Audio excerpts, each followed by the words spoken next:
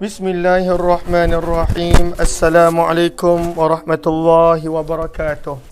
Bismillah, alhamdulillah, wassalatu wassalamu ala habibillah Sayyidina Muhammad ibn Abdillah wa ala alihi wa sahbihi wa mawalah.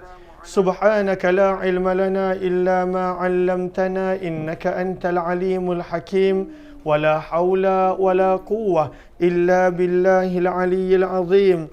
اللهم رب اشرح لنا صدورنا ويسر لنا أمورنا واحلل عقدة من ألسنتنا يفقه أقوالنا.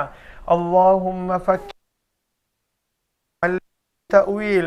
اللهم ألهمنا مراشد أمورنا وأعذنا من شرور أنفسنا برحمتك يا رب العالمين. Walhamdulillahi Rabbil Alamin. Alhamdulillah, summa alhamdulillah. Apa khabar sahabat-sahabat semua? Selamat petang. Salam pertemuan dalam program Masyar siri yang ke-20 bersama dengan saya Ais dan Atiyah pada petang ini. Oh, dah jumpa dah stand. Okay. Saya nak masukkan stand kejap. Okey. Allahumma salli ala. Minta maaf tadi stand tak jumpa. Baru jumpa. Okey. Sahabat-sahabat di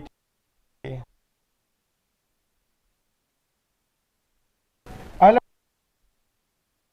ni kita nak cara kita okey macam ni dah okey ini kita nak perbicaraan mana kita akan baca daripada kan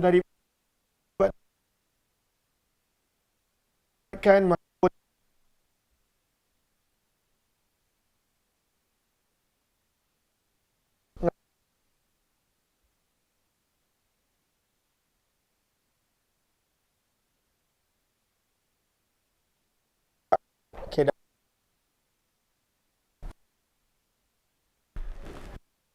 dia jalan dan berdiri maka nangis terus tu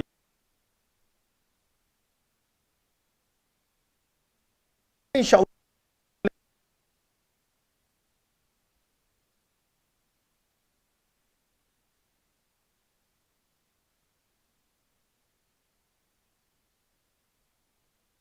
intifah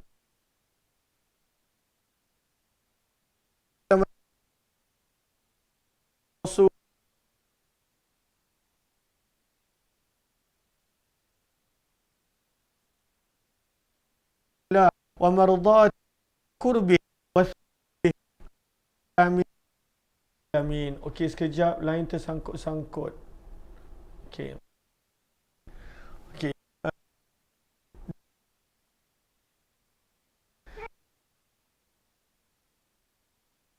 Warahmatullahi wabarakatuh. Kemudian kata tak ada suara. Ada yang kata ada suara, bawa pergi bilik sebelah.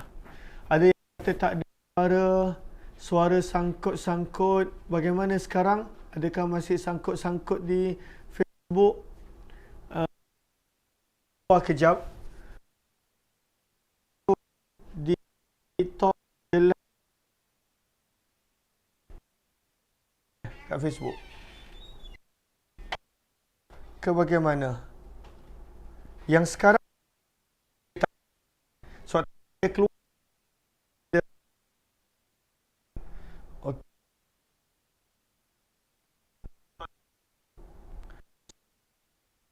kot.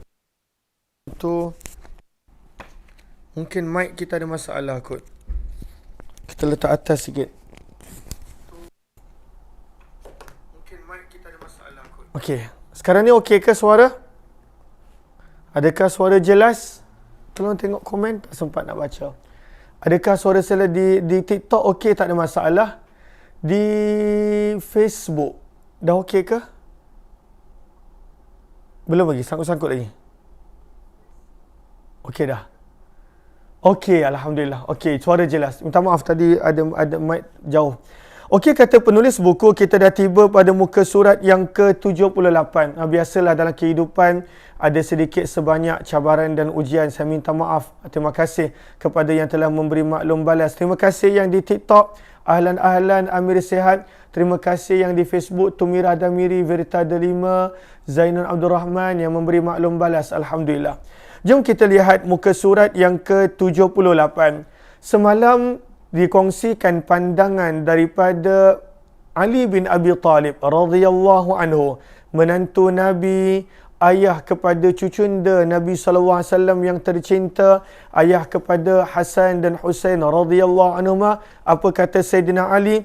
Didiklah anakmu dengan 3-7.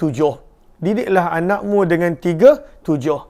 7 tahun yang pertama, maka didiklah seperti raja. Pada waktu itu, didik dia seperti raja.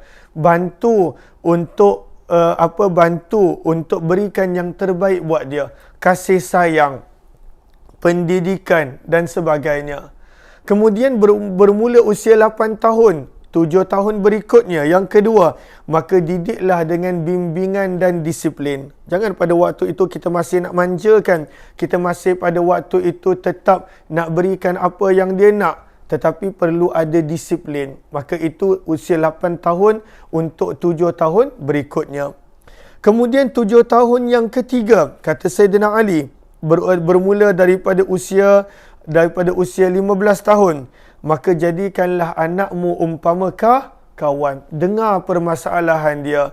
Dengar pandangan dia. Pada waktu itu rapat dengan dia. Kalaulah tidak, maka dia akan rapat dengan orang yang salah. Kalaulah tidak, maka dia akan mencari kawan yang salah. Kalaulah kita tak menjadi tempat dia mengadu, dia akan mengadu dekat tempat yang salah. Kalaulah kita tak menjadi pendengar yang baik, pada waktu itu dia akan cari pendengar yang lain. Dan sebenarnya, bila kita menjadi pendengar yang baik, sebenarnya kita dah boleh bantu selesaikan begitu banyak masalah. Lagi-lagi di sini kebanyakannya adalah kaum ibu, kaum wanita. Betul ke? Kalaulah pada waktu itu kita dapat seorang yang boleh mendengar kita, pendengar yang baik, maka sebenarnya itu pun dah cukup untuk menyelesaikan sebahagian besar daripada masalah kita. Itu yang saya rasa. Sebab saya banyak ada anak perempuan. Lalu dalam mahsyar ni saya banyaklah bercakap, sebab kita hanya one way communication, banyak yang menulis. Tapi kalaulah dengan anak perempuan saya, kebanyakannya saya belajar adalah saya patut belajar banyak mendengar. Dengar aja. Betul ke?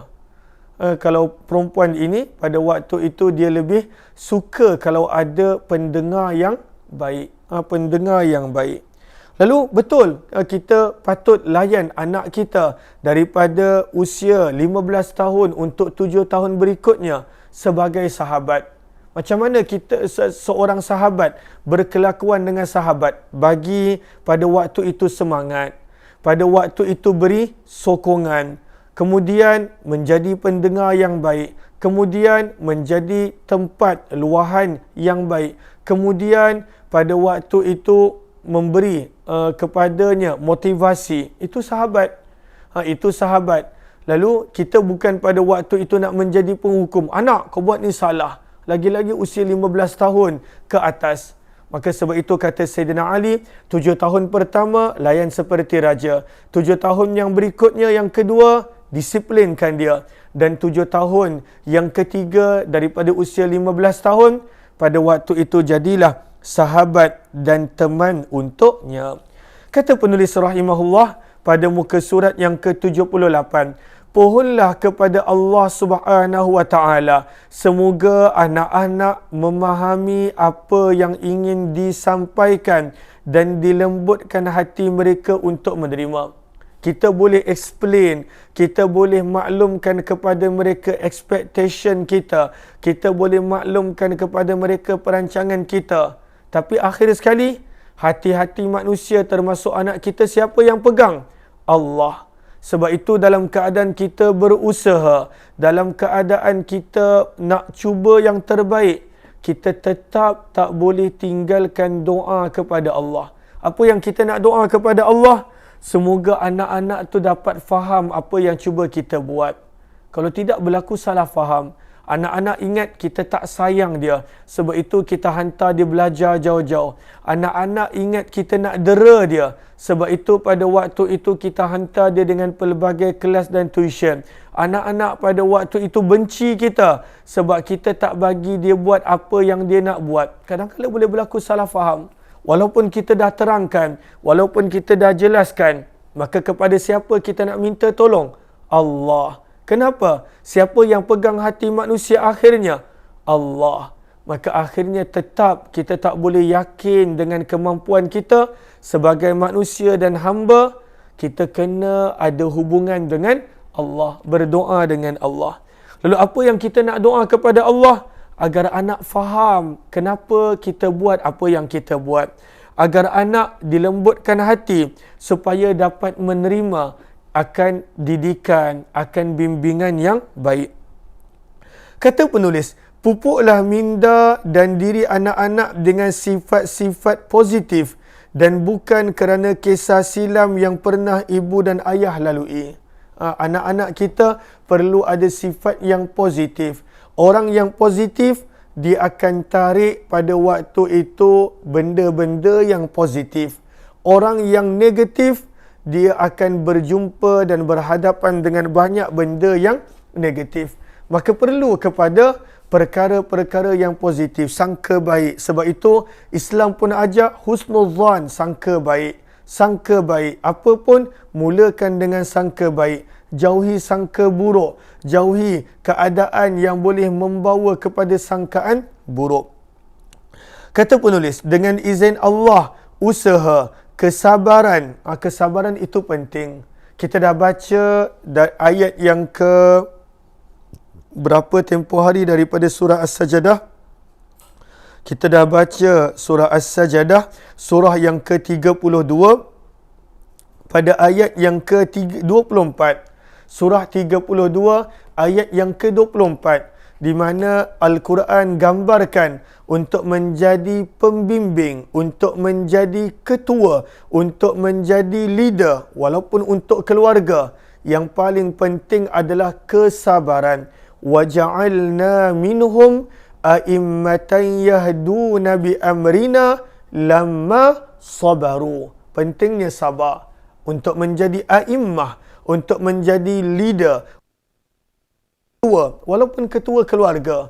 Yang penting pada waktu itu adalah sabar. Sabar sangat penting. Lagi-lagi nak mendidik anak, nak mendidik pada waktu itu anak yang mempunyai pelbagai ragam sikap, sifat dan sebagainya. Penting pada waktu itu mempunyai sabar. Penting untuk mempunyai sifat sabar.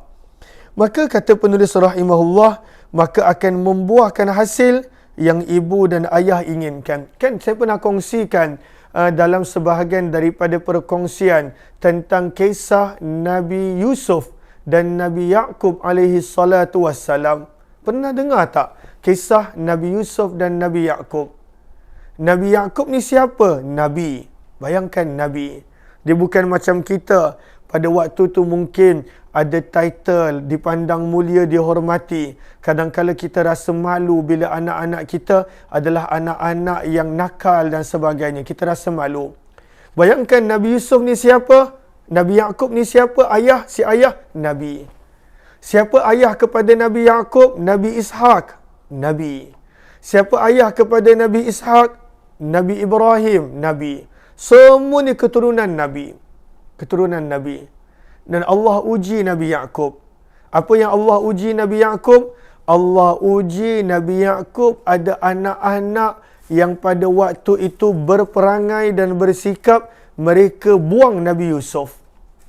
Kan kita belajar dalam Al-Quran. Pada waktu itu mereka merancang wa alquhu fi ghayabatil jub. Campak je Yusuf ke dalam perigi. Allah uji Nabi dengan anak-anak yang ada sikap seperti itu. Yang buang adik mereka ke dalam perigi. Yang abaikan adik mereka kerana hasad, dengki. Cuba kalau berlaku pada kita. Ada anak kita yang buang anak kita yang lain yang kita sayang. Buang adik dia. Macam mana penerimaan kita? Tetapi apa yang kita belajar daripada Nabi Yaqub? Apa Nabi Yaqub kata? Fasabrun jamil. Aku sabar. Dan sabar adalah perkara yang paling indah. Fasabrun jamil, sabar. Dan dia sabar dengan anak-anak dia yang nakal tu untuk tempoh yang lama. Al-Quran sebut dia sabar. Dia hanya simpan untuk diri dia sendiri. Sampai buta mata dia menangis. وَبْيَضَّتْ عَيْنَاهُ مِنَ الْحُزْنِ. Menjadi buta mata dia kerana sedih. Tapi pada waktu tu dia sabar. Dan dia sabar bukan untuk tempoh sekejap. Untuk bertemu semula dengan Nabi Yusuf, memakan masa dalam sebahagian riwayat tafsir 40 tahun. Ada riwayat tafsir yang pada waktu itu menyebut 80 tahun. Bayangkan 40 tahun dia sabar dengan karenah anak-anak dia. Dengan perangai anak-anak dia. Yang pada waktu itu campak anak dia yang lain, adik mereka sendiri ke dalam perigi. Kita bagaimana? Mungkin anak yang nakal tu kita dah buang dah. Kita dah tak mengaku anak dah. Kau jangan panggil aku ayah. Contoh begitu. Kau jangan panggil aku mak. Contoh begitu. Bukan senang ujian yang dihadapi oleh Nabi Allah Yaqub alaihi salatu wassalam. Sebab itu penulis mengajar kepada kita nak mendidik anak-anak ini yang paling penting adalah kesabaran. Al-Quran pun sebut nak menjadi pemimpin dan ketua yang sangat dituntut adalah kesabaran. Kadang-kadang kita fikir kita je hilang sabar. Bagaimana ketika mana ibu bapa kita didik kita dulu? Kalaulah mereka tak sabar. Bagaimana Allah pada waktu itu masih berlaku baik kepada kita dalam keadaan perangai kita yang bagaimana? Lalu sebab itu kita kena sabar dalam mendidik anak-anak kita, kerana itu mereka itulah harta dan juga yang mendatangkan kebaikan untuk kita di dunia dan juga akhirat. Ahlan-ahlan kepada sahabat-sahabat yang baru join. Saya nampak banyak nama yang baru join. Terima kasih yang komen di ruangan komen. Untuk yang baru join, mohon jasa baik untuk bantu share, bantu untuk kongsi, bantu untuk sebar luas. Mudah-mudahan lebih ramai yang beroleh manfaat. Maka tentang alam dunia, kita telah belajar tajuk yang pertama, iaitu tangisan pertama. Kita telah belajar tajuk yang kedua, mencorakkan kain putih. Tajuk yang ketiga, berkenaan tentang alam dunia. Muka surat yang ke-79, kata penulis, tujuan hidup manusia. Kenapa Allah hantar kita ke dunia? Apa sebab dia? Sebab itu firman Allah di dalam surah Al-Mu'minun. Dalam surah Al-Mu'minun. Surah Al-Mu'minun adalah surah yang ke-23. Pada ayat yang ke-115, Allah berfirman, Afahasibtum, adakah kamu menyangka, annama, bahawa sesungguhnya, khalaqna, kami telah menciptakan kamu, wahai manusia. Khalaqnakum, kami telah menciptakan kamu, wahai manusia, abatha, sia-sia. Adakah Allah ciptakan kita sia-sia? Kita jadi, kita mati. Kita dibangkitkan semula nanti. Adakah sia-sia? Adakah manusia ini diciptakan sia-sia? Makan minum, balik tidur. Makan minum, balik tidur. Adakah itu tujuan kita? Apa yang nafsu kita nak, kita layan. Apa yang perintah Allah, kita langgar. Anak kita pun begitu. Kita lahirkan anak kita sekadar bagi dia makan, minum, pakaian, dah cukup. Adakah itu tujuan kita? Maka Allah tanya pada surah Al-Mu'minun, ayat yang ke-115, pada surah yang ke-23, Afahasibtum annama khalaqnakum abatha. Adakah kamu sangka kami ciptakan kamu sia-sia? Dan Allah ingatkan, wa annakum ilaina la turja'un, dan sesungguhnya kamu akan kena kembali kepada kami. Ilaina turja'un, akan kena kembali pada Allah. Sama ada kita pegang tujuan Allah hantar kita ke dunia, ataupun kita sia-siakan dan kita abaikan, semua kita akan kena kembali kepada Allah Subhanahu wa ta'ala. Tak ada yang Allah ciptakan sia-sia. Termasuklah manusia. Allah ciptakan untuk tujuan yang sangat-sangat penting dan sangat-sangat besar. Kemudian kata penulis, aku ingin bertanya kepada engkau satu soalan. Penulis nak tanya, nanti sahabat-sahabat jawablah. Apa kata soalan dia?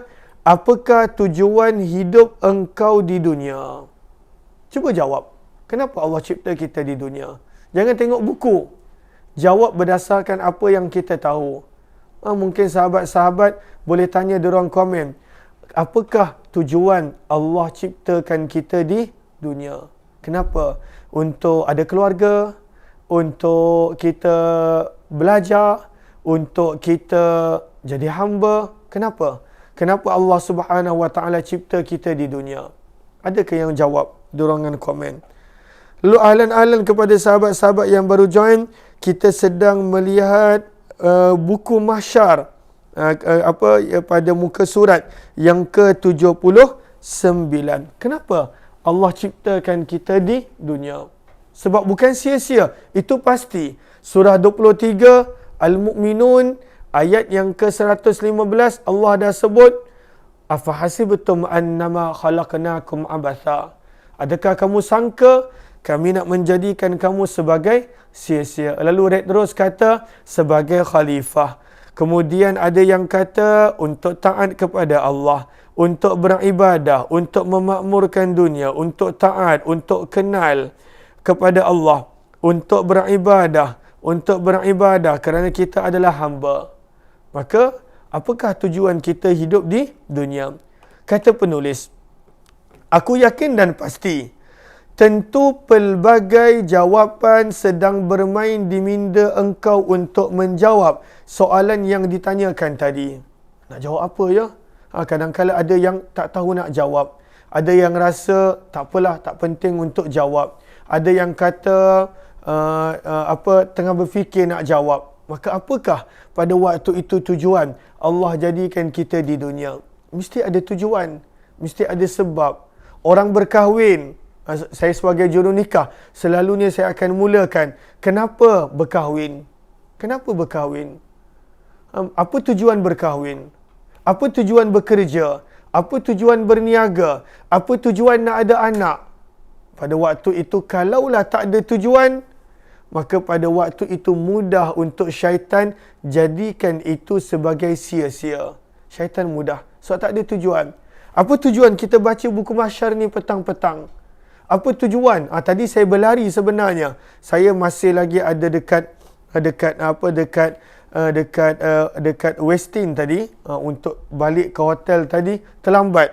Terlambat sebab ada jumpa orang. Maka berlari tadi, bukanlah berlari, maksudnya bawa kereta. Tapi pada waktu tu apa tujuan saya buat Mahsyar setiap petang? Apa tujuan sahabat-sahabat join Mahsyar setiap petang? Tujuan adalah penting supaya pada waktu itu kita buat dengan bersungguh-sungguh akan sesuatu perkara dan tindakan yang kita lakukan. Kata penulis, ataupun engkau sendiri tak pasti mengapa engkau berada di atas muka bumi. Walau bagaimanapun tidak mengapa, kata penulis. Cuma suka untuk aku kongsikan dengan engkau ada 3 tujuan utama kita hidup di dunia, seperti mana yang pernah dikongsikan oleh mantan Mufti Mesir dan juga Syekhul Azhar, iaitu Syekh Dr. Ali Jum'ah. Apa kata Syekh Dr. Ali Jum'ah? Kenapa Allah cipta kita di dunia? Berdasarkan daripada ayat Al-Quran dan juga berdasarkan daripada hadis Nabi SAW. Ada berapa? Ada 3. Yang pertama, jelas. Allah dah sebut di dalam surah Az-Zariyat. Surah Az-Zariyat Allah dah sebutkan pada surah yang ke-51. Surah yang ke-51 Az-Zariyat ayat yang ke-56. Allah dah sebut jelas, وَمَا خَلَقْتُ الْجِنَّ وَالْإِنسِ إِلَّا لِيَعْبُدُونَ. Kata Abdullah bin Abbas, tafsirannya ay liya'rifun. Allah ciptakan kita untuk beribadah kepada Allah. Untuk menjadi ibadah juga memberi maksud menjadi hamba kepada Allah. Memberi maksud untuk pada waktu itu mengenal Allah Subhanahu Wa Taala. Ini semua termasuk dalam kategori pertama. Kenapa Allah ciptakan kita?